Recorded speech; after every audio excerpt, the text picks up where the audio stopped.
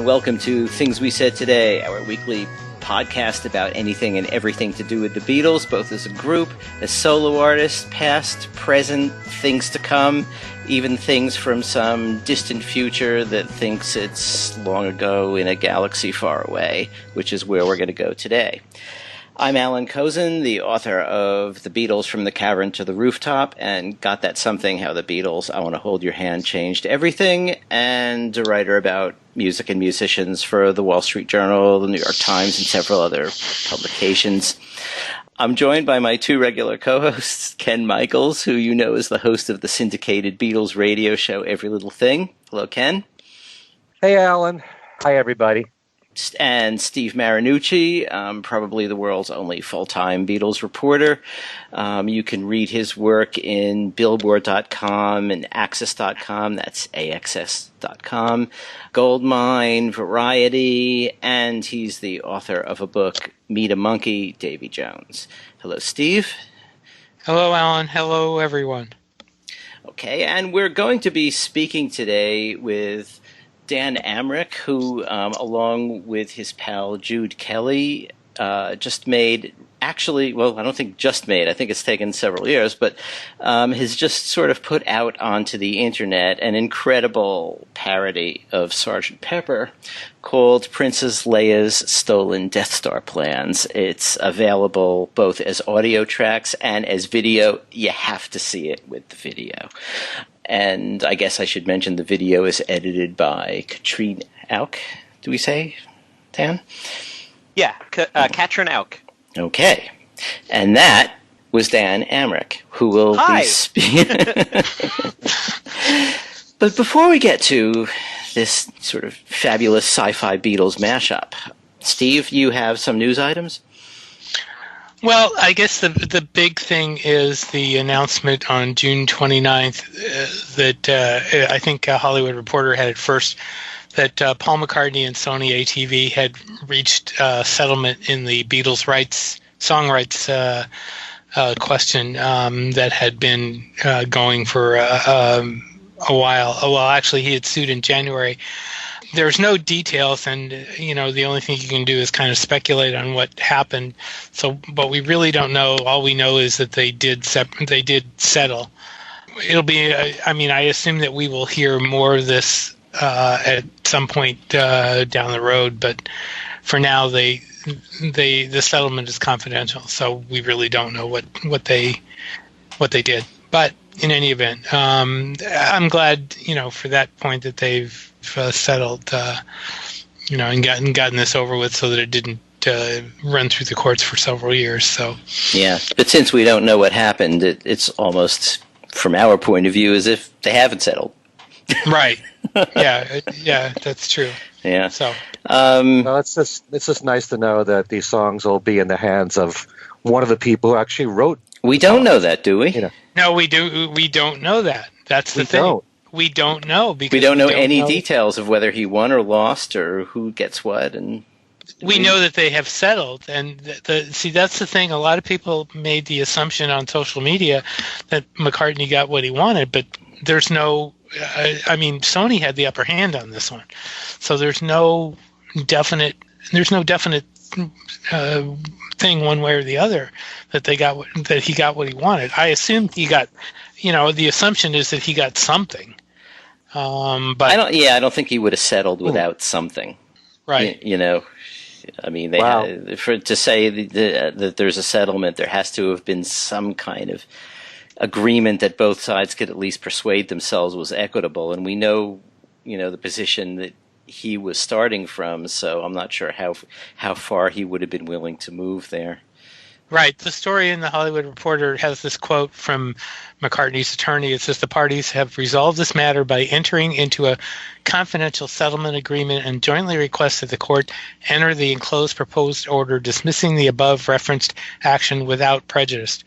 So there's really nothing there that says much of anything.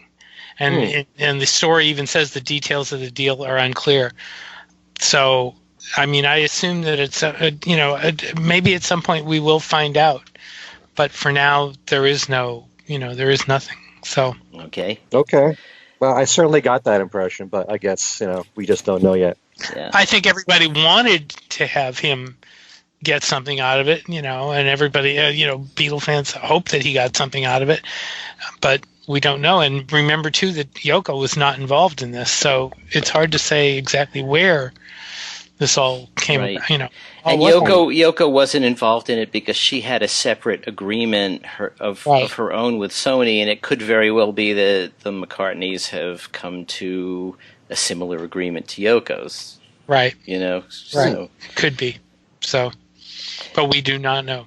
You also have news about Ringo's birthday party, which is coming up in a couple of days. Days. Ringo's Capitol Tower birthday party on July 7th in Los Angeles will have a whole long list of guests. Not surprised, Joe Walsh will be there, of course.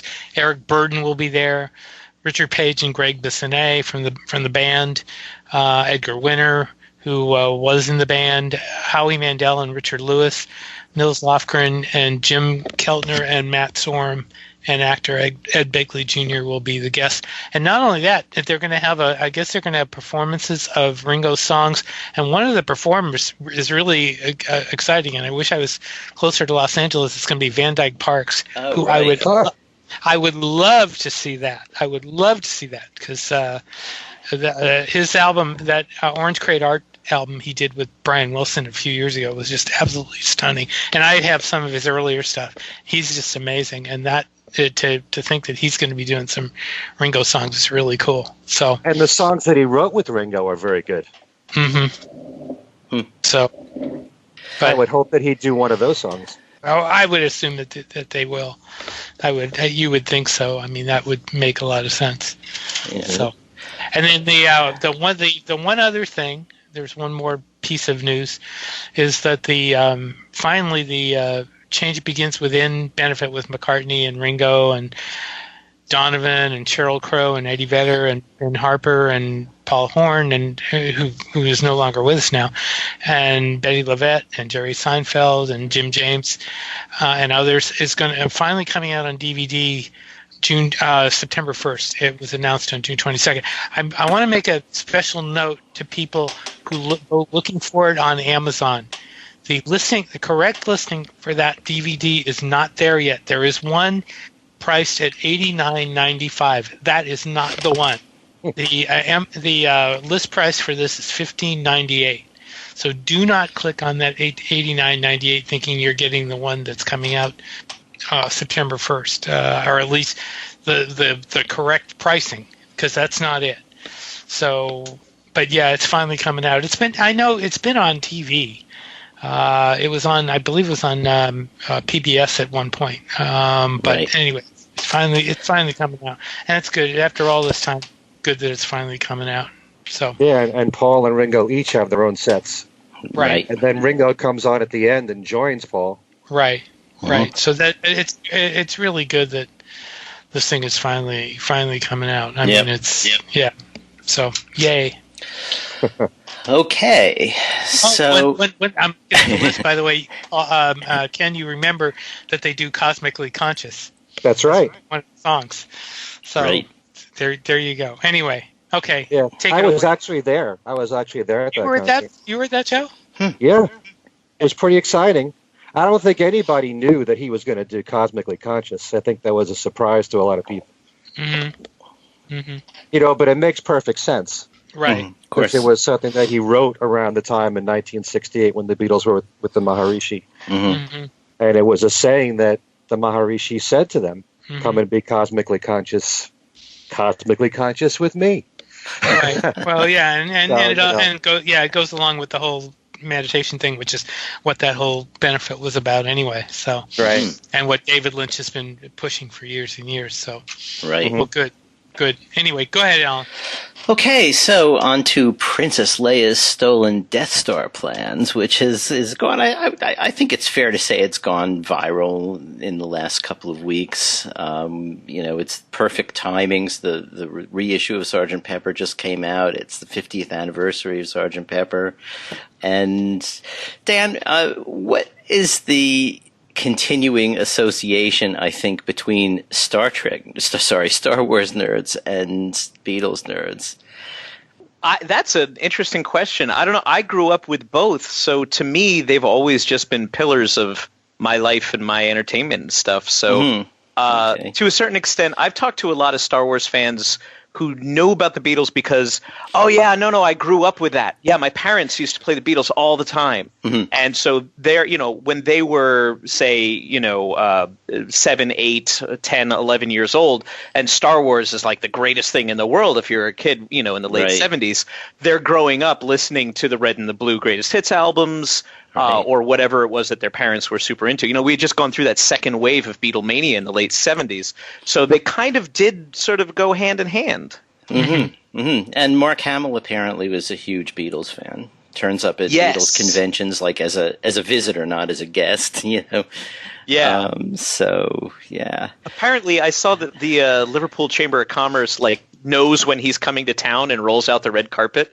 I thought that was kind of interesting. Like, oh, Mark Hamill's coming. Oh, get ready. So, hey, it's nice if you get that kind of reception. So tell us how this came about. When you began working on it, why it occurred to you that Sergeant Pepper could be used to tell the story with some modifications.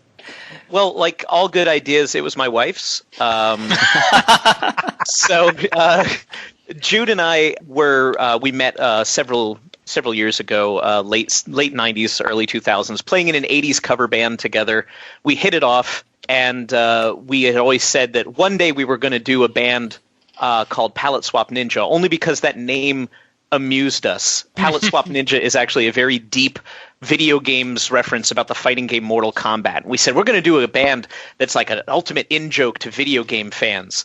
And only they would know what a palette swap ninja is. And then, of course, after about 10 songs, doing just little goofy, little Weird Al style parodies, about video games, we decided, we want to do something more. We were getting good reaction to things that were narrative, like when we would tell the story of a certain game kind of fan. We did a story song about a guy that collects arcade machines and puts them in his basement, or we did a story about a guy who thinks he's really good at this one game, and then he goes online and he gets his butt kicked, so then he gets shamed. And, people liked that we had characters. I said, I'd like to do something bigger. And originally, my pitch to Jude was, let's do a concept album about this video game documentary called The King of Kong, which is about the competitive world of Donkey Kong. If you're not familiar, there is a thing that is the competitive world of Donkey Kong. Oh my god! And let's overlay that onto the Who's Tommy, because that was the ultimate, that's, if you're going to talk about narrative and rock, there you go. It kind of starts with Tommy. So I spent about a year trying to get the lyrics and the story to fit. And all I had come up with, the star of the documentary, one of the two guys that's vying for the title, his name is Steve Wiebe. So all I had come up with was see me, feel me, touch me, Wiebe. And I couldn't get it any further than that. And Jude lives outside of Boston, and at the time I was in LA. I'm up in the Bay Area now. And I went out there for a trade show, and so my wife was with me, and we got a chance to go out to lunch with Jude. Because we haven't seen him for several years, but we've been working, all this time over FTP, trading music files back and forth. And I said, I'm sorry, I can't seem to get this to work. And my wife just pops up. She's like, you guys are doing this all wrong. Like, nobody cares about the King of Kong as much as you guys do. And Tommy's a great album, but, you need to take two things that people love unconditionally forever, like true pillars of our society, like, I don't know, Star Wars and Sergeant Pepper. And she blurted it out as examples, like something like this. And then Jude and I looked at each other right in that moment and went, oh my God, that would work.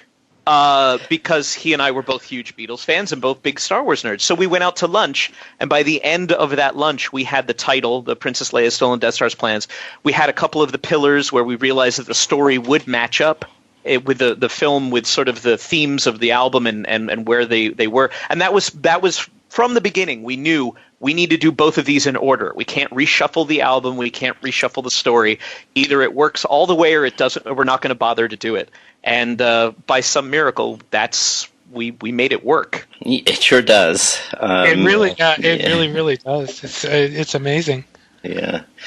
So So what year did you start working on this? Either 2011 or 2012. Okay. I think it was 2012 when I gave up and said, yeah, okay, let's try Star Wars and Sgt. Pepper. The first 2 years were just spent working on the lyrics. Because we realized that if we didn't get the lyrics right, if we couldn't tell the story, again, we wanted to do something narrative and something long form, the lyrics would sort of wind up propping us up later on when we were having trouble getting everything else done. We'd go back and look at the lyrics and we're like, no, that's still funny. That still works. Oh, no, that's a good joke. That's a good reference. So I took the lead on the lyrics and I would send them off to Jude. And I'm very picky about getting the cadence right. I've since learned this is not a word I was familiar with before the album, but scansion is the word that poets use to get the cadence right. And I just said no, like the syllables have to match up. Like you can't squeeze a word in and say it on the wrong syllable. It's going to sound really stupid if you don't get the syllables right. So I didn't know that, but I heard it in other people's work. Obviously, Weird Al Yankovic is a touchstone when you talk about popular music being parodied and stuff. And, of course, his version of Taxman is finally coming out later this year. But that was something that I hooked into, and I went, that's what makes it listenable and why you want to hear it more than once, because it respects the natural flow of the words. So the words came slowly. Sometimes I was still traveling between San Francisco and LA a lot to see friends, and I would my wife would drive, and I would sit there with a laptop or with an iPad, and I'd tap stuff out. And if I was lucky, I'd get maybe 4 lines on a 5-hour trip, because I was really like obsessing over everything being exactly right, making the right Star Wars references, but retaining as much of the Beatles scansion as I could, and reusing original lyrics when I could, so that people would have those touchstones. And then the next 3 years after the lyrics was trying to replicate as close as we could everything that the Beatles did, but with 2 guys in their bedrooms armed only with software, basically. So. Mm-hmm. And Variaxis, apparently. Yes, and Variaxis, and digital guitars that are programmed to think that they should sound like other guitars. Right. So. Okay. So I have a gazillion questions, but what we do here is we go around, the circle. So I will pass you over to Ken. Ken? Okay. Okay. Thank you, Alan. And Dan, I got to say, this is absolutely brilliant. I can't believe, how much fun this is to watch. I've been watching it on YouTube. And just having a blast with how you work these words into the storyline. And I think, you were just talking about the work that's put into that. Was it really a challenge to find, like you were talking about, the syllables to make it match exactly with how the Beatles did it in their songs? And also, did you and Jude play all the instruments? Was it all digital? So to Mr. Senator, the first question. I'll throw 5 questions all at once. Make it more difficult for you. It really was difficult, but it was a priority to get the lyrics right, because we knew that if it flowed well, then people would appreciate the story more. They would appreciate the jokes that we were doing more. And it's really not a ha-ha kind of project. It's really more of a nod and smile and I see what you did there kind of joke, to be fair. But yeah, like I would throw away, what I would do is I would list out every scene. Every song became a scene. So I had a master Excel document and whiteboards. I actually have some photos of the whiteboards that I was using when I was trying to plan it out. I'm like, okay, this song is basically going to be this scene in the movie. What are the key things in this scene that need to be represented? Or, are there famous lines from this scene? Right. Or, is there distinctive dialogue? Fixing a hole became Imperial holes, and so that was one where I had a lot of trouble, and I couldn't figure out how to fit that into the story.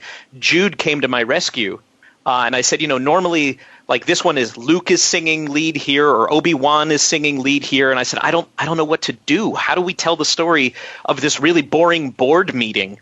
And Jude said, tell it from the position of one of the guys that's sitting there off camera going, this is the most awkward meeting I have ever had in my life. This guy is getting choked. I just kind of want to go back to my bunk, So we helped each other through that. But there was a lot of a lot of nitpicking because we felt if we didn't do this 100%, we would have a whole bunch of really angry Beatles fans and a whole bunch of really angry Star Wars fans going, you guys don't know what you're playing with. This is absolutely sacred ground to both of us. Mm-hmm. So there was no way that we were going to risk doing it wrong. So that's why we took so darn long. And actually, the line that you used in there, I forget exactly what it was, but it matches the expression on the guy's face about the walls being all gray, and how boring this is, So it really worked in that context. Thank you. My wife did all of the videos. We had originally hoped that we might get some live action stuff, cosplayers and folks that dress up like stormtroopers on the weekends for charity. And we reached out to a bunch of places to see if we could get a live action video going. And nobody bit for a lot of different reasons, but nobody wanted to take part. So my wife said, look, I think that you should be able to watch the whole album as the movie on YouTube regardless. So I'm going to work on that. Don't backseat edit me. I'm okay, honey, that's fine. I'm busy trying to figure out all these little bits and pieces on a day in the life. You go ahead and do the video.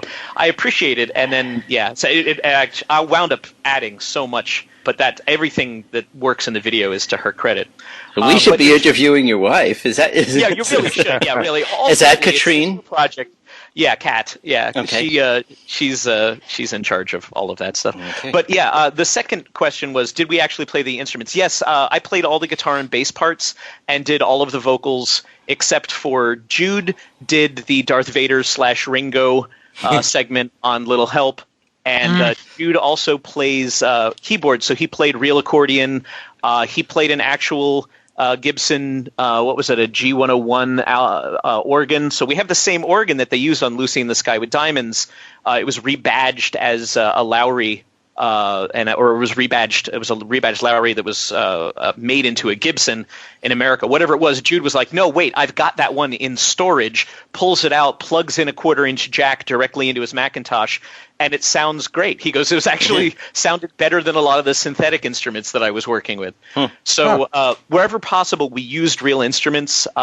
Really, the only stuff where we didn't use real instruments was the symphonic stuff, the orchestral stuff. The clarinet is all digital except for maybe 2 notes because we had somebody do a clarinet. Jude's sister did the clarinet, but she was a little out of practice. So we saved what we could, and it turned out being 2 notes. But we're like, yeah, you're still in there. And my wife did some hand claps on getting better. Wow. Yeah, other than that, it was just the two of us taking our time, passing stuff back and forth. And again, I had the Variax guitar and bass so that I could properly replicate at least close approximations of what John, George, and Paul were doing. And then Jude and I sort of tag teamed on the drums.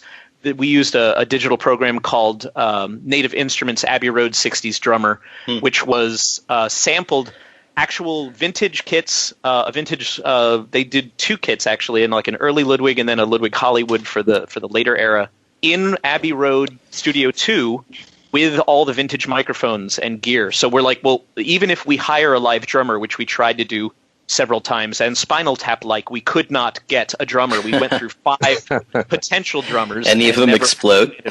Thankfully, none exploded.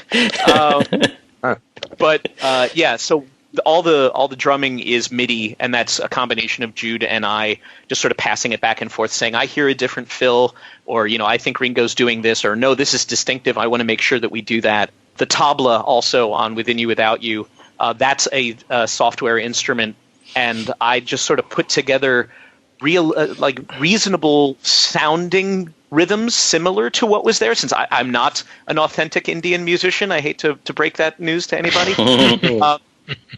So I sort of just put together a series of beats that sounded similar and used them like Legos and just moved them around on the timeline until I found something that I thought, yeah, that's probably as close as I'm going to get. But that was all digital too.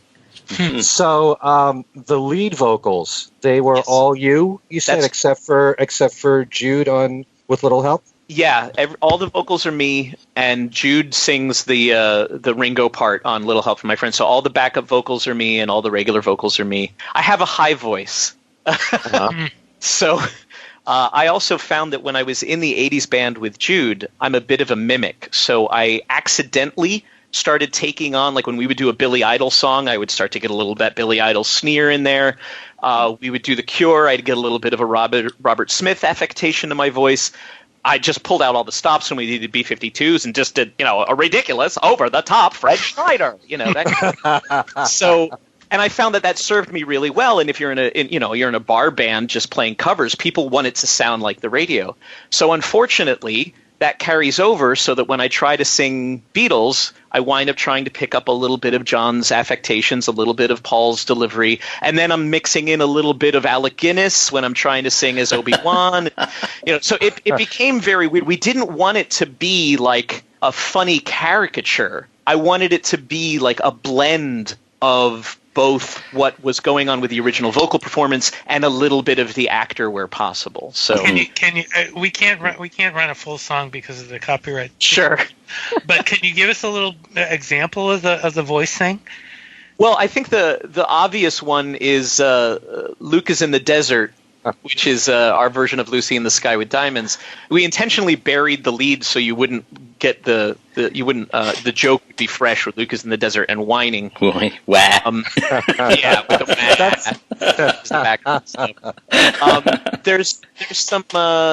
there's a little bit of whining in there that I tried to do some of him. I guess it's Lovely Rita. Where could he be? Like I threw that in because that's the way that Mark Hamill delivers the line. So when I realized I could do that in the song, I did it, and my wife just instantly started laughing. And once again, she's been the litmus test as a huge Star Wars fan and a Beatles fan. She's like, you got to do that. That's going to go over well. So actually, I thought you had brought that audio clip in from the film of him saying, "Where could he be?" I thought that was just me. That happens when you watch Star Wars 150, 160 times. It sort of sinks in. Mm-hmm. Yeah, I think with the jokes and things, it was like you were saying, you wanted to not get anything wrong, but I think that having a little bit of irreverence in there kind of disarms people who are authoritative about things like Star Wars or whatever. Right. I mean, and there are so many great lines like I want those plans in my glove. That was one of the most controversial lines in the whole thing. Really. This was something where, when I talk about being too specific and really anal about getting the lyrics just so, I said, I want to rhyme, no matter what, I want to rhyme love. I need somebody to love. I'm like, that's it. So should it be, but nobody wears one glove unless you're O.J. Simpson. Nobody has one glove. Why don't we, I want those plans in my gloves because he's wearing a pair of gloves, black leather gloves. No. You've got to keep the love thing. It's got to be singular. I want those plans in my glove because, picture him making a fist. I swear to God, we had a 2-week email conversation about whether it should be glove singular or glove plural. And even when we put the album out, I said, I still don't think that joke lands. And it's one of everybody's favorite jokes. Yeah. So it just goes to show I was very wrong, and you can be wrong even after putting 5 years of work into something about what people are going to connect with. Right. If he got the plans, they would have been in one glove, right? He would have exactly right. He doesn't need 2 hands. This is the kind of insane arguments that we had. But they're fun arguments. Yeah, I suppose they're fun now. Yeah. At the time, it was a hill I was ready to die on for 2 gloves. I gotta tell you, there's so many great lines that you put in here, but the one that, as soon as I heard it, my jaw dropped was when you're doing Never Better, which of course is supposed to be getting better, and you're going through It Can't Get No Worse, Wow, It Just Got Worse, and then when Luke gets the lightsaber, then it only took one verse. Yeah. I thought that was so clever. I was trying to take a lot of the album is in the fiction, right? We're not trying to break out of the story of Star Wars all that much, to the point where I'm sure you noticed we replaced a couple of licks and a couple of segments with John Williams themes and things like that. Yeah. But that was one that made me laugh, and I was like, at some point we have to acknowledge that this is just a goofy record. This is just some fans having fun. So this seems like it's not at anybody's expense, really. And that was important as we, any of the times where we did tease, we make fun of Luke for whining, but so does Mark Hamill. Like he owns that on social media, talks about, whining about going to Tashi Station and all that stuff. So I felt like that one, we could get away with that one, and maybe you would notice it on the first listen or maybe not. And, it would hopefully be a nice little Easter egg, but I'm really glad to hear that you liked that. I was proud of that too. And the fact that you bring back the whole idea of him whining and he's leaving home. Right. Yes. Well, he's leaving home was one of the most difficult things conceptually because, I'm mapping out like I said, the scenes to the songs, and I realized I'm like, well, this is a perfect parallel. This is when he leaves Tatooine and he realizes there's nothing left for him. But this is a somber song, this is not like, haha, let's make fun of this. It's arguably the Star Wars thing that we laid on top of it is even darker than the narrative of the original Beatles song. Right. This is like, oh my God, you're the only people you've ever known are dead, and you don't know what to do with your life. So I talked to Jude and to Kat as well and said, I think we're going to have to commit to telling the story rather than going for the yucks, And they both agreed. They're like, yeah, it's going to be a little jarring to suddenly become serious, but it's worth it because if people are into it at that point, then they're emotionally invested and they're going to want the story respected. And I'm kind of happy that that's what makes people cry. We saw a couple of comments online where people said, "Oh my God, I just teared up and I didn't expect that." And I was like, "Yeah, we didn't expect that either. But thanks for at least letting us get away with it." It's just something how the narrative just works so perfectly in the whole storyline. Right. I mean, he's leaving home is perfect at that moment in the story. Yeah. So it just works that way. So it's a bit like that, Dark Side of the Moon and Wizard of Oz. Wizard thing, of Oz, yeah. Right. Yeah. Except that doesn't. I've never thought that worked very well. This does. Yeah. This works much better than that. Well, this was crafted to do that. Right. So that's a good point. That's a good point. But I mean, you had people swearing up and down about the Wizard of Oz thing and Dark Side of the Moon, and there were I know there were DVDs made of the two together to pin one on top of the other, and it just never felt right. This feels right.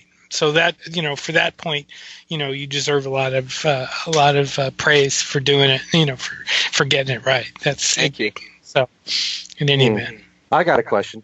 You were just talking before about mixing in some of the Star Wars music, and I was thinking that when you had "Being for the Benefit of Mr. Kite" in this parody, I'm thinking that it might be really hard to duplicate the circus sounds at the very end. So, what better time to put the Cantina Band in there and put that music in? Right. Was there any thought of that in that because it's more complex to work Mr. Kite in with all the circus sounds? Yeah, absolutely. We realized, if there's one piece of music that's associated with Star Wars outside of the main theme, it's the Cantina Band. It's the song that everybody loves. It's Benny Goodman in space as well. George Lucas, had asked John Williams to create it. And I knew that Jude already knew the keyboard part because when we would sound check at casino gigs and stuff with the 80s band, they would say, can you play like a little something? And that's what he would play. So I was just like, well, I know you know it and you're good at it. We got to get that in here somewhere. And when I said, instead of the Calliope, because I have a sound effects library here. It's not exactly Abbey Road's depth of content, but I said, I'd like as a little extra thing. What if we take the second Cantina Band song that people don't necessarily recognize? It's the one that's behind the scene when they meet Han Solo and they start bartering over the price. Mm-hmm. That's a different piece of music. And that one really sounds like Benny Goodman, honestly. And so I chopped that up and reversed it and basically did the same trick. But then I'm like, well, then I've got nothing for the end. I didn't know really what worked. And I said, why don't we just, let's just throw it away. Just end with Cantina Band because people will be like, yes, they're doing Cantina Band. Just for the fan service for Star Wars fans. So it was a combination of Jude knowing the piece and being really good at the piece, and sort of finishing the narrative with "You're in the cantina. narratively, of course you want to hear this piece of music at least a little bit, and just doing that snippet, it didn't overstay its welcome either. We didn't have to, and we didn't really take anything away from the Beatles stuff. That was just sort of the experimental outro that they did. So we weren't replacing any core melody or anything like that. So it felt like a pretty safe way to go for it. But yeah, it was the best answer to the problems that we were facing.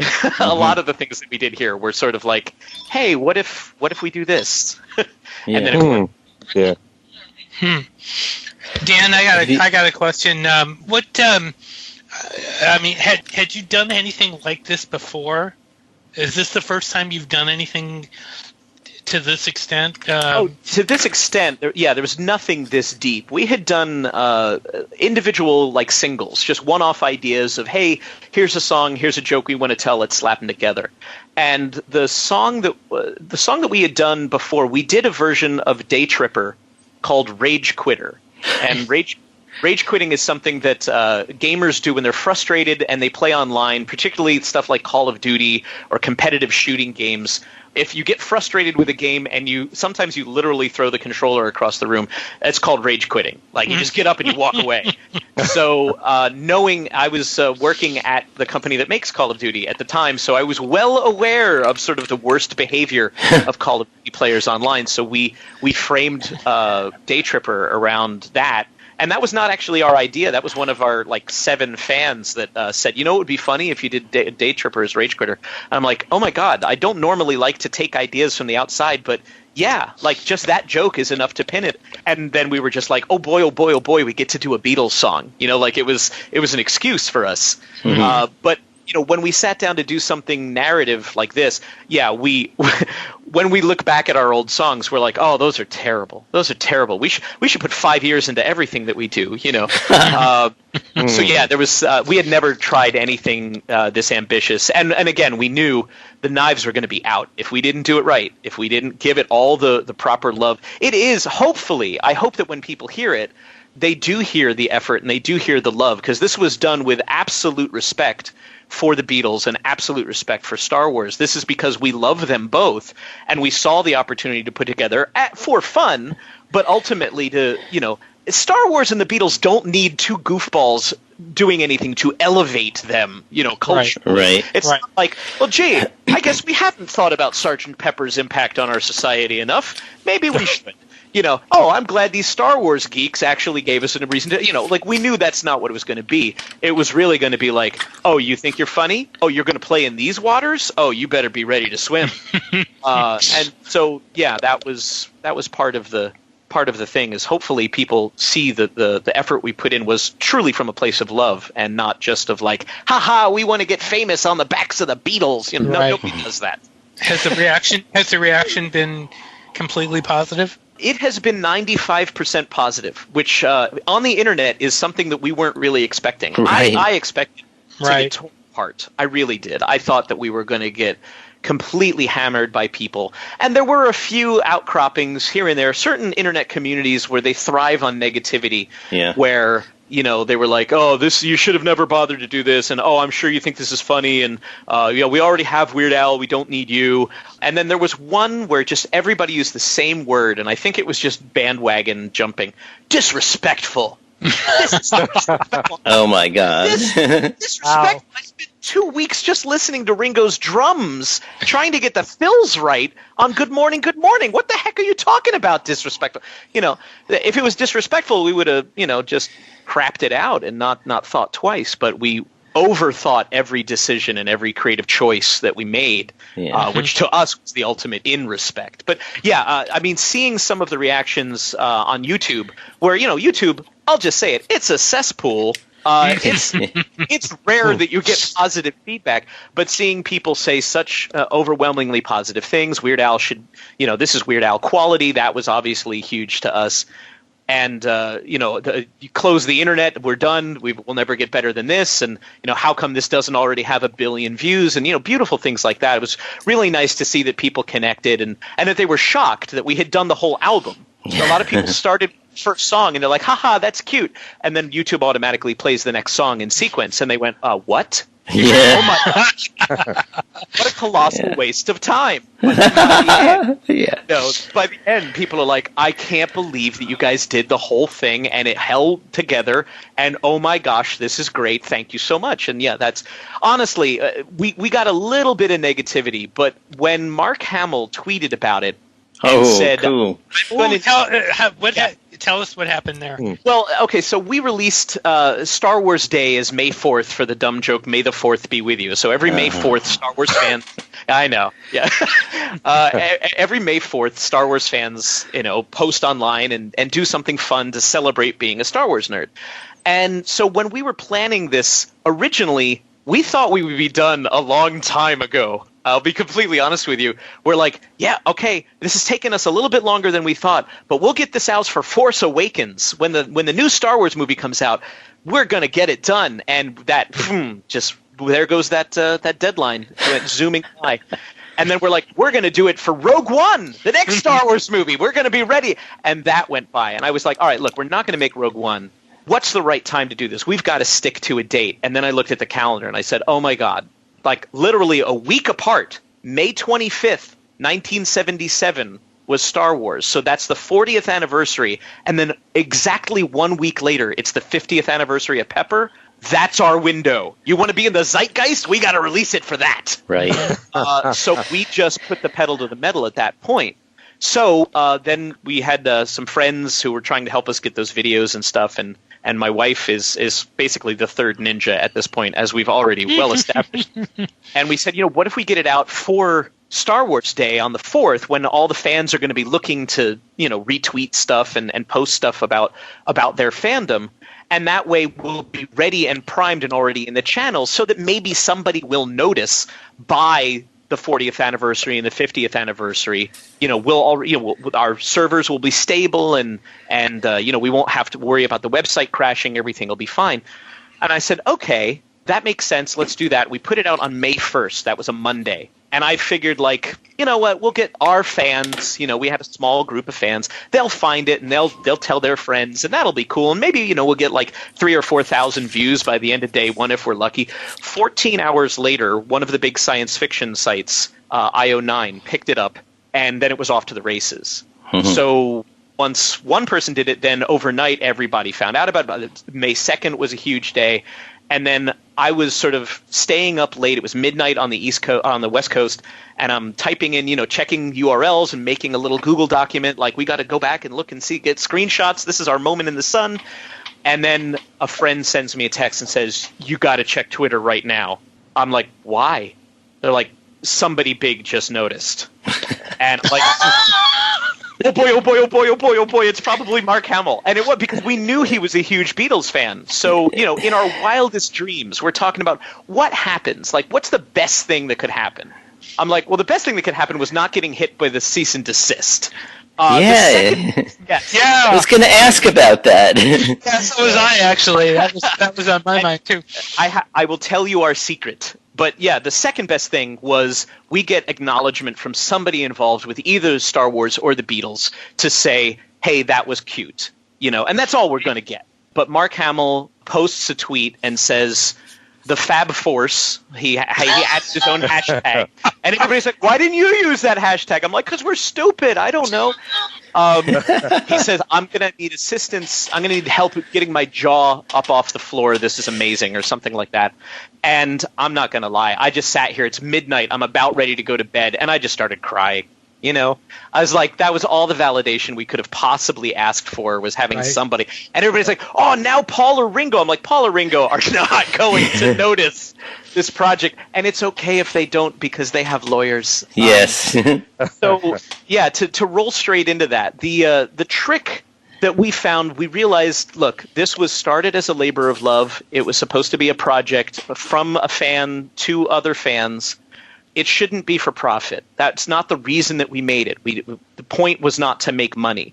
So if we put it up anywhere, even Bandcamp, where you can say pay what you want, that's going to be a problem. You know, the lawyers get involved when they see that somebody's making money off of something they own. Right. And that was never our intent anyway. So we talked about it. We talked about what if we license all the songs? What if we license the Star Wars sound effects?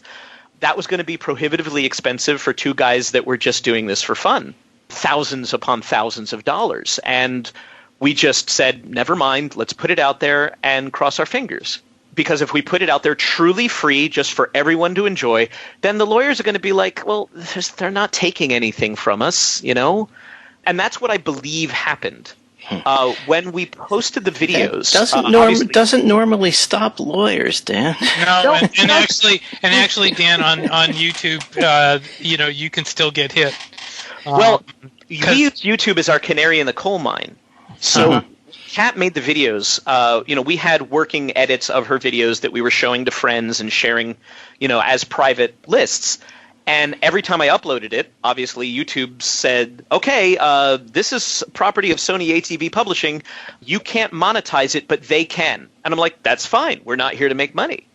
A couple of times we put it up with so much Fox footage in order that they said, well, Fox owns this and nobody can monetize it. And I'm like, that's fine too. But none of the videos said you can't post this. And I said, well, all right. That's what we wanted. We wanted you to be able to enjoy the album with visuals if we could, and we can. So to me, that was the first sign, like, we might actually be able to get away with this because we're not charging any money. We're not trying to monetize somebody else's obviously extremely valuable IP. Mm-hmm. So, yeah, while good intentions are not going to keep you, I'm like, well, I always love it when people do stuff like this and they go, but I'm just making a joke, or but I'm a really big Star Wars fan. Darth Vader Esquire does not care how big of a fan you are if you have taken something from Darth Vader Esquire. So it was definitely a risk, but I believe that by putting it out there for completely free, and the fact that we did something that was ultimately complimentary, it doesn't really count. It's like the cherry on the sundae. The cherry is not going to be a satisfying dessert. But if they're not making any money and they're not being jerks and making us look bad, then we're more likely to look the other way. Mm-hmm. Did get off-the-record reports of people who worked at Lucas-owned properties who were like, I can't walk down the hall today without hearing your voice come out of everybody working on this Star Wars property right now is having a blast listening to the album today. And I'm like, that means the world to us because they obviously know Star Wars very well. Mm-hmm. But yeah, we were never contacted by, or yet, knock on wood, please, we have not been contacted by any legal entities related to either Lucas, Disney, or Apple. Or Sony ATV for that matter. So we think we're in the clear, and we did something that was hopefully appreciated by fans that didn't, anger anybody who had a reason to be angry. We tried not to give them a reason to be angry, is how it would have come down. We'll knock on wood for you. You mentioned Weird Al. I've written a lot about Weird Al, and I've interviewed him in the past. How much of a influence was he on you, and has he reacted? Have you gotten any reaction from him? Weird Al is basically where all of my stuff comes from. I mean, Jude and I both grew up listening to Weird Al. Weird Al has set the standard. Now, I admit that I went back. My dad was into novelty records. He was a recording engineer back in the day, and he also loved novelty records. So I grew up listening to the Chipmunks, to Eddie, what was his name? Eddie Lawrence, the old philosopher. Right. Which is not a reference that a lot of people make. And I love Tom Lehrer as well. So I grew up in high school. Other kids are listening to Guns N' Roses. I'm blasting Tom Lehrer, Poisoning Pigeons in the Park, out of my my crappy '74 Opel. So. I didn't get any dates. I wonder why. How about Alan Sherman? I loved Alan Sherman, of course, but yeah, and then of course we also peppered in things like They Might Be Giants and Devo and regular musicians who were a little didn't take themselves too seriously either. So that's a lot of Jude and my influence. But Weird Al is obviously number one, just because. Nobody does parody music better. Nobody has figured out how to make something re-listenable the way that Weird Al has. And that was our dream. We dreamed that maybe maybe Mark Hamill would notice because he's Beatle inclined, and then maybe Weird Al would notice, and then above that, maybe Paul or Ringo would notice. We have not heard anything from Weird Al. I don't normally see Weird Al comment on other people's parody works. I don't know if it's just because he can't keep up with because, after he did it, everybody is, I'm the funniest guy in the room. I'm going to go make my own funny stuff. It's easy, and it's obviously not easy at all. So, this gave us a lot more respect, not only for what the Beatles did, but what Weird Al does, because we're sweating all these details that Al always gets right. In a previous life, I too was a music journalist long ago, and I tried to find opportunities to interview Weird Al, and I never made it happen. So I've never gotten the chance to speak to him or contact him. I would like to think that maybe because we went semi-viral and because it got some headlines, maybe he would have seen it. I don't know if he did. Right. I don't know if he heard it. But I figured if he did, he probably wouldn't comment publicly because it's just not his style. But I hope that he understands that this is what people do who are inspired by him. We're trying to honor the trails that he blazed for the last 20, 30, 40 years too, Mm-hmm. Another name that comes to mind is Dr. Demento. Have you Yes. If you talked to him? Jude used to always tell stories of listening to his transistor radio late on Sunday nights, tuning in to Dr. Demento every week, and I did not have a station near me that played Dr. Demento, so I grew up basically without it. But the very first package that we sent out when we finished the album about 2 weeks before we released it. Like, absolutely every mix is done. I'm satisfied. Jude is satisfied. Kat is satisfied. The videos are ready. Mm-hmm. We sent off you still submit to Dr. Demento through the U.S. Post. He's got a P.O. box in Culver City, and you mail him your work on album or tape or CD. And so I burned a CD and put a cover letter in there and included lyrics and, sort of made a media kit, basically, for Dr. Demento. The Doctor had played one of our earlier video gaming parodies 2 or 3 years ago, and we were just on cloud nine because that was our goal. As guys making hopefully funny music, you don't get any bigger than Dr. Demento. That's just it, Right. So we were very honored that he played 2 different songs on 2 weeks, and we were number 2 in requests for May. Wow. That was, can't do better than that. Hopefully people liked what they heard. And yeah, in my dreams, Weird Al is somewhere listening in his car going, that's not bad. Wow. That's was it one specific song for which you were number 2 on the charts? I think it was the lead-off track, which we combined Princess Leia and Little Help. I think it was that one, but I know that the second week, Dr. Demento did play "Day in the Life" with Pepper. So we gave him those 2, the first and the bookends of the album, because they're both super recognizable. But we gave him custom edits of those songs as one track for easy airplay, and apparently he agreed. So that was good. Cool. Wow, fantastic. Okay. Isn't it a little frustrating, though, that you can't monetize it? I mean, here you have something that is, very well liked across a large audience, and you are just doing it for fun, and that's the only possibility here. Well, at the same time, Jude and I both have day jobs. I work at a video game company. When I met Jude, he was literally a rocket scientist. And he is still a research scientist now. So this has always been a hobby for us. Mm-hmm. Even when we were playing in the 80s band, sure, we would get paid for gigs, but we wouldn't get paid a lot. We got paid enough to keep us in, I want to buy another guitar kind of money, Right. So it's not really all that disappointing. It made it easier. Our main goal was we wanted people to hear it. We were afraid that if we did anything that would stop people from hearing it by trying to make money off of it, then that would be worse. To have put 5 years into a creative project that we just loved doing, to just be able to go out there and go, funny, right? Yeah. Like all we wanted was somebody to go, yeah, So Jude was very pragmatic about it too. He said, maybe this will open a door for us too. Maybe somebody will go, get those guys that did that Sgt. Pepper Beatles parody thing. We want to get the Star Wars guys in here because we're working on something else and we'd like to have them do it. And, we've been invited to speak at a science fiction convention next year, and we'd love to do that. That's great. If we can talk about how this came about, that's wonderful. A friend, actually next weekend, a friend is doing a musical parody based on Raiders of the Lost Ark, where it's sort of a musical potluck, where everybody picks a scene and makes their own song about it, whether it's original or parody, and then you don't rehearse it. You just show up and you just do it for fun.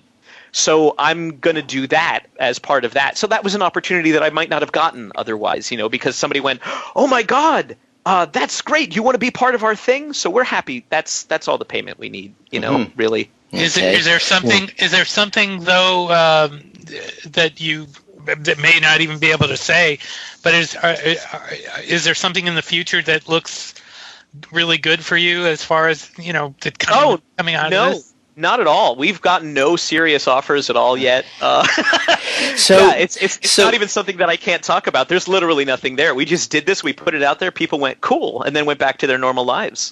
So for your next project, your obvious choice would be either doing a parody version of Magical Mystery Tour, where the film you're parodying is Magical Mystery Tour. Right. or coming up with something to do with the White Album. Yeah, this is why I like being on a podcast with Beatles scholars, because nobody said the next thing you should do is Magical Mystery Tour until now. Everybody else just named a completely different. Oh, you got to do Revolver. I'm like, no, that's episode 3. Yeah. Oh, you've got to do Abbey Road to Empire. And honestly, Jude and I have talked about this, and we feel this is a singularity. If somebody else wants to try and do Empire with Abbey Road or Empire with the White Album, a lot of people wanted us to do the White Album. And I'm like, I love that you guys want a sequel, but if there's one thing that science fiction has taught us, sequels don't always work out. Right. We're gonna hang our hat on this one and try different stuff from here. Yeah. I mean, I would love to be able to do more Beatles parodies. I did only half jokingly talk about doing something for episode 3, and this was, of course, before Rogue One came out. I thought, what if we did Penny Lane to all of Rogue One, and then did Strawberry Fields Forever for episode 3, and do Mustafar Fields Forever? That was the planet where Obi-Wan and Anakin have their final battle, the lava planet. So I'm well, there you go. Yeah, Mustafar Fields Forever. We just do that end scene. And then, because it was all the same thing. But that's the level of Beatles nerdity that I wanted to do. And then we're like, nobody's going to care. Nobody is going to care. Nobody's going to get the joke. Nobody's going to appreciate the joke. And we've got our hands full with actual Sgt. Pepper. Maybe we don't do the AA side for prequel stuff, but that might still happen. I don't know, but that's about it. I'm not. You got to do something with Jar Jar Binks. You have to. Oh no! Please no. No.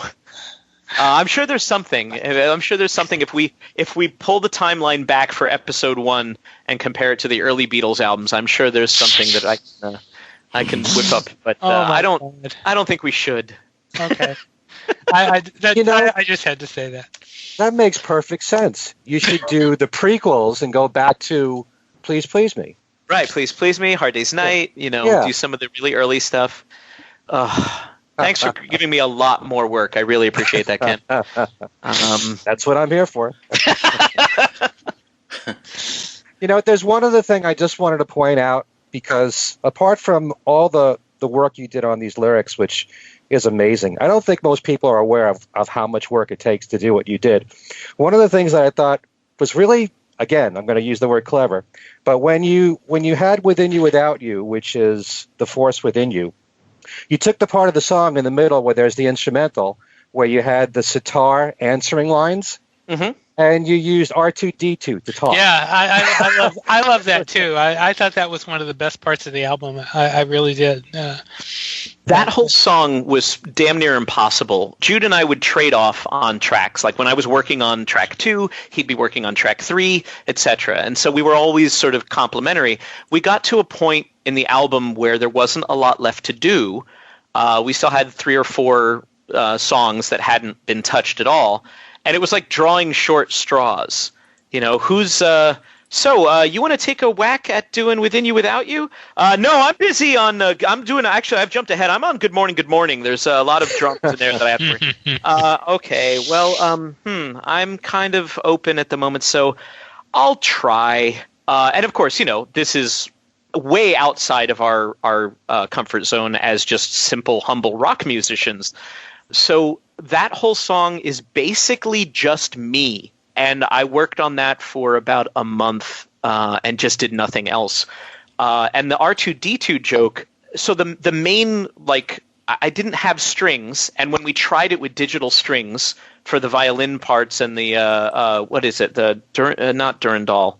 I'm forgetting the name of the Indian instrument. Sitar? No, it's not a sitar. It's the bowed one. Dilruba. Thank you, Dilruba. Yeah, the violin style one with the drone with a bow. And we could not replicate any of those correctly. So what that is actually not the Variax, but my favorite guitar, which is an ESP XJ6. It's got mini humbuckers in it. I love the thing to death.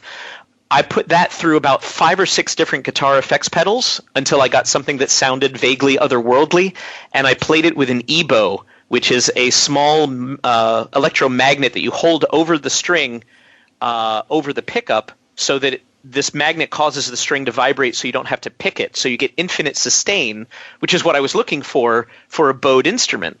So that wound up being a big challenge there.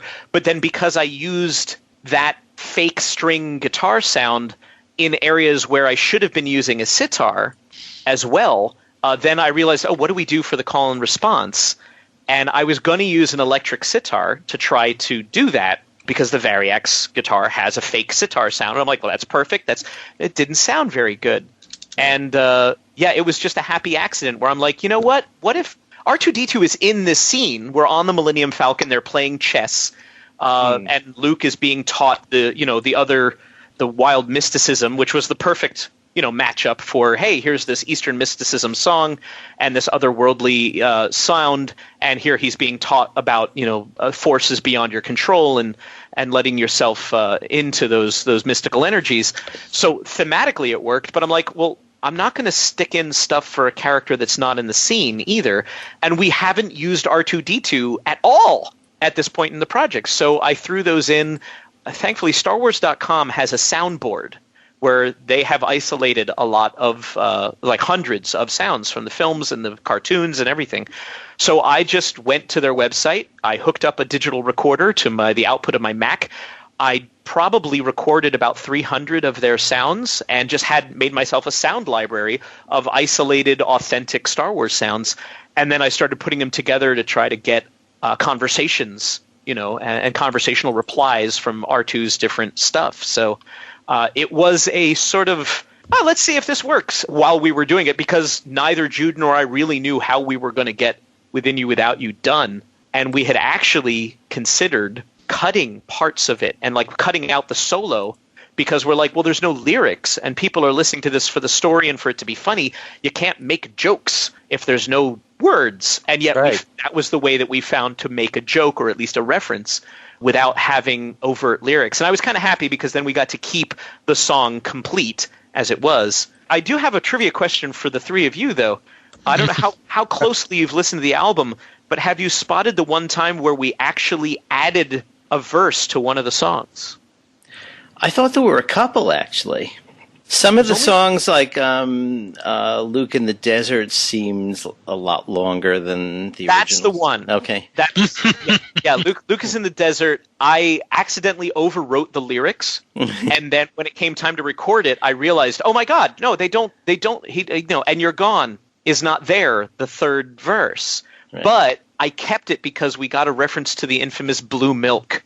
And I really argued with myself over that. I'm like, what's more important, keeping the structure of the original Beatles song exactly intact, or making a blue milk joke? And we decided the blue milk won. Absolutely. And the Beatles fans would probably let us go by extending the verse just a little bit. It's only extended by 2 lines, but nobody has noticed, or nobody has brought it up if they've noticed. Yeah. But yeah, again, if you're used to hearing the songs, you guys all know this album by heart 18 times over. Mm-hmm. Yeah. Those little things jump out at you, and I was amazed and a little ashamed that it didn't jump out at me when I was writing. It was kind of funny. I mean, the couple of times you replaced some of the Beatles music with Star Wars themes. I think Fixing a Hole guitar solo had some of that, and then replacing the horn break on Pepper with I think that's like the Luke theme or something. I can't remember exactly what. And then, I mean, that was the one place that sounded like a slightly awkward edit, but it was great the way it came back out of it into the Pepper solo. That was Jude's idea to try it there, and he tried a couple of different themes, and that was the one that matched the best. And yeah, it's a little bit off, but it is also a pretty good signpost, because as you start listening to the album, that's the first place where we really deviate and sort of let the listener know this is not just going to be exactly what you think it is. Right. We're occasionally going to throw you a little curveball. So it actually it wound up being sort of, if you had gotten bored of hearing, I see what you did. Yeah, you made this about Star Wars. And then you're about to tune out, and then that comes in and grabs your ear. Mm-hmm. So I was really grateful that he did that. And then we just looked for other places where it could work. Fixing a Hole, I was practicing George's solo. Mm-hmm. And my wife came in and said, that sounds really good. You're going to stick the Imperial March in there? I'm like, no, that's the George part. I'm just having trouble with it. She goes, it sounds like the Imperial March. You should just do the Imperial March. And I went, okay, good. Now I don't have to learn that. I can play the Imperial March. I couldn't play George's part correctly. So yeah, that was another one of those happy accidents where it was difficult to try to get my. I'm not a lead player. I'm more of a rhythm player. So I was learning these parts individually. Single serve. I would learn 2 measures at a time. Sometimes record that. Paul's bass was particularly impossible for me. Oh yeah. Where I had, I wanted it to sound right or at least plausible. And the official, complete scores, the giant white book for all of the Beatles stuff, that is a fake book at best. They did not sweat the details. I'm listening to it and I'm going, no, he's doing a completely different fill in there. There's a completely different run. He's in a different part of the neck. That the tonality is different. And the white book's like, whatever, man, you bought the book. So yeah, there were places where we felt it was appropriate or at least entertaining to deviate. We did, and yeah, they didn't all work exactly right, but they worked well enough that we felt it helped keep people on their toes when they were listening. Okay. Wow. So I think we're running out of time, and I think I've used all of your time. I'm so sorry. No. This has been wonderful. We've been having a great time. Yeah. So I should say how people can contact us, but before that, how do people contact you, Dan? Sure. So our band is called Palette Swap Ninja. If you go to bit.ly/psninja, all lowercase, that's probably the easiest way to do it. If you go to bit.ly, /Star Wars Beatles, all lowercase. That'll take you directly to the YouTube playlist. And again, most people have said that that's the most fun way for them to experience the album, and that's great. There are links there then back to our website. The album is available for free as an MP3 or FLAC. Either way, you can get it from our website, which is paletteswapninja.com. And again, hopefully you dig it. My wife also did a parody of the album cover. In addition to her many other talents, she is a professional photographer. So she took pictures of Jude and I, put us on stormtroopers, and stuck us in the middle. And I was going to ask you who did that cover. That's a great cover. Anything that's cool that is not the music itself is totally my wife. That's Katrin Auk wins there. So yeah, hopefully, and if you're on Twitter and you want to follow us, we're at PSwapNinja. But again, if you go to our website, we have all of our links as well. So yeah, hopefully you'll check it out and hopefully you enjoy it. How many downloads have you gotten? Do you know? Yeah, we got about. I don't think we've hit 25,000 yet, but we got 20,000 on the MP3s and about 3,000 on the FLAC, and that was wonderful. I don't think that qualifies us for an RIAA award. No. Or, I don't know if maybe we can submit to the Grammys this year as a release for Best Comedy Album. I don't know, but yeah, we're thrilled that 20,000 people wanted to download the album for keeps. That's a huge compliment, and we're thrilled. Mm-hmm. Okay, so you can contact us at thingswesaidtodayradioshow@gmail.com. We also are on Twitter at thingswesaidfab, and we have a Facebook page, Things We Said Today Beatles Radio Fans, You can get to me on Facebook at Alan Cozen or Alan Cozen Remixed. And Ken, how do people get to you? And what have you got going on? My email address is everylittlething@att.net. My website's kenmichaelsradio.com. Every single week there's Beatles trivia on there, and you can win one of 9 amazing prizes every single week. I just want to make a quick mention that since Ringo's birthday is coming up, this coming Sunday, which is July the 9th, I just learned that there will be a Ringo Birthday Bash concert in New York City at the Cutting Room. And a musician, John Montagna, that some of you might know, he's worked with Todd Rundgren and Alan Parsons.